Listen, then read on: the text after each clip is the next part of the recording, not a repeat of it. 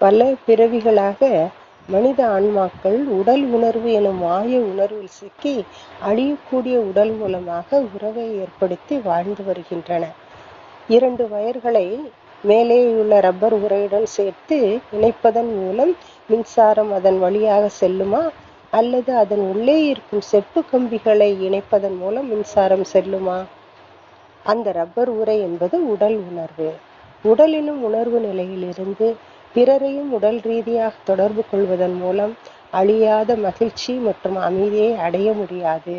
ஏனெனில் காம, குரோத, லோப, மோக, அகங்காரம் எனும் பஞ்ச விகாரங்கள் தான் அந்த ரப்பர் உறை. அதனுள் இருக்கும் செப்பு கம்பி என்பது ஆத்மா. நம்மை நாம் ஆத்மா என்று உணரும் போதுதான் நமது இயல்பான உணர்வுகளான உண்மையான, எவ்வித எதிர்பார்ப்பும் இல்லாத அன்பு, அமைதி, சுகம், சாந்தி, ஆனந்தம் மற்றும் சக்திகள் நம்மிடம் வெளிப்படும், பிறருக்கும் சென்று சேரும். ஓம் சாந்தி.